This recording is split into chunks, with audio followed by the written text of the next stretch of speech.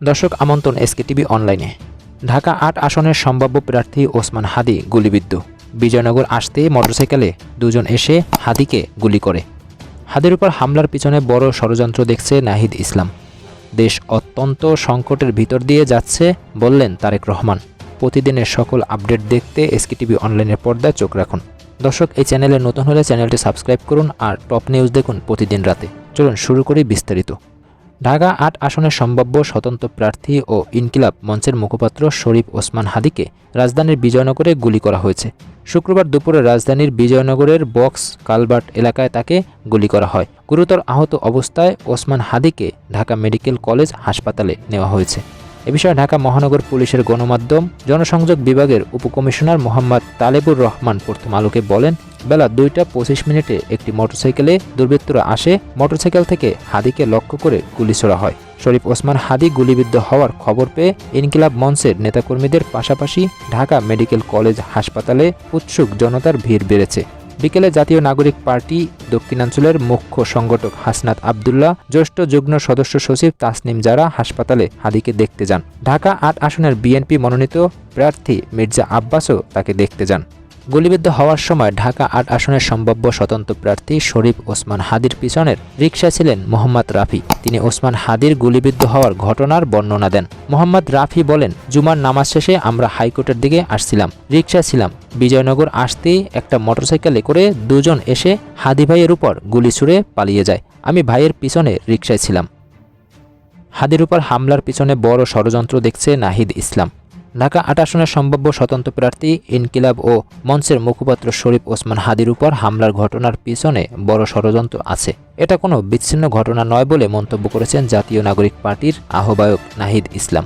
নাহিদ বলেন, জুলাই গণ অভ্যুত্থানে অংশীদার সকল রাজনৈতিক দল নিরাপত্তাহীনতায় আছে। হাদির উপর হামলার ঘটনার পিছনে বড় ষড়যন্ত্র আছে। এটা কোনো বিচ্ছিন্ন ঘটনা নয়। তিনি বলেন, দলমত নির্বিশেষে জুলাই প্রশ্নে আমরা সকলেই এক।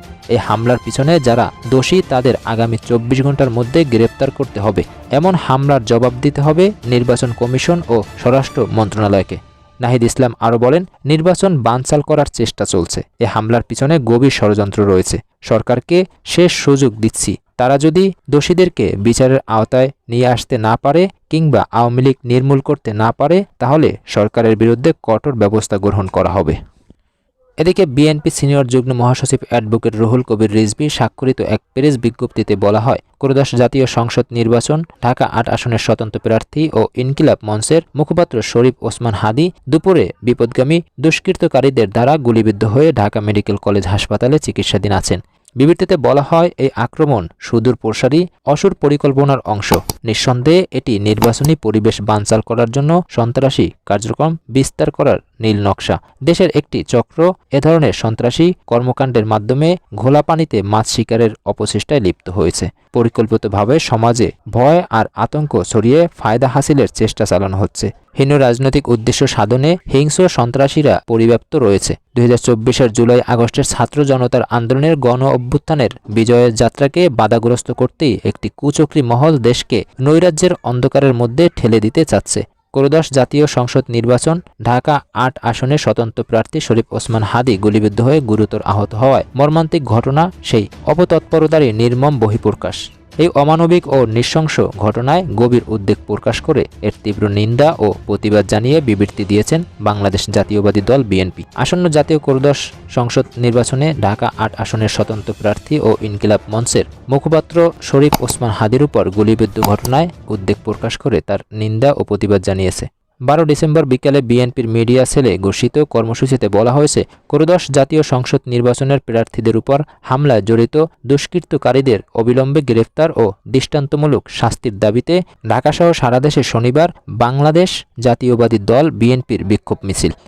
এদিকে দেশ অত্যন্ত সংকটের ভিতর দিয়ে যাচ্ছে বললেন তারেক রহমান। ঢাকায় ইনকিলাব মঞ্চের নেতা ওসমান হাদির উপর গুলিবর্ষণের নিন্দা জানিয়ে বিএনপির ভারপ্রাপ্ত চেয়ারম্যান তারেক রহমান বলেছেন, দেশ এখন অত্যন্ত সংকটের ভিতর দিয়ে যাচ্ছে।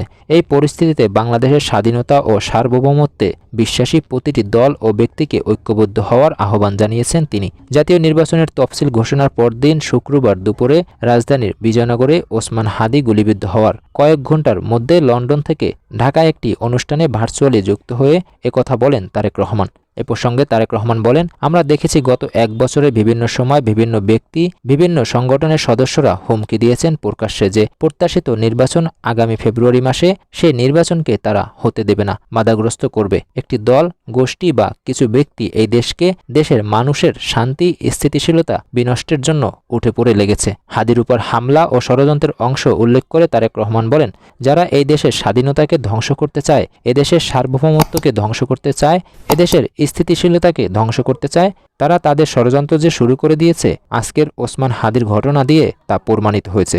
কিছুদিন আগে চট্টগ্রামে একইভাবে বিএনপি আরেক প্রার্থীকে গুলি করা হয়েছিল বলে উল্লেখ করেন তিনি। এই পরিস্থিতিতে জাতীয়বাদী শক্তির সর্বোচ্চ ঐক্যের প্রয়োজন রয়েছে বলে উল্লেখ করেন তারেক রহমান।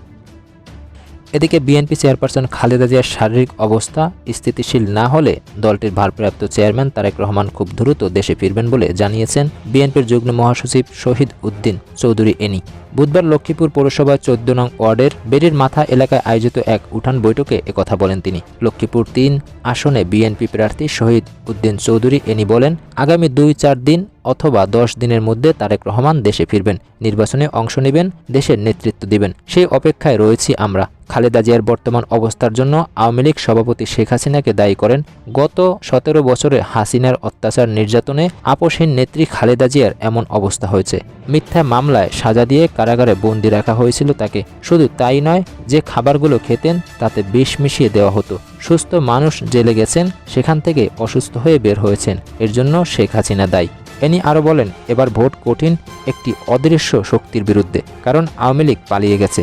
অত্যাচার নির্যাতন করে ভোট করার মতো পরিস্থিতি তারা রাখেনি। দর্শক, এই ছিল আজকের সর্বশেষ আপডেট। চোখ রাখুন এসকে টিভি অনলাইনের পর্দায়। পরের আপডেট পেতে আমাদের চ্যানেলটি সাবস্ক্রাইব করুন।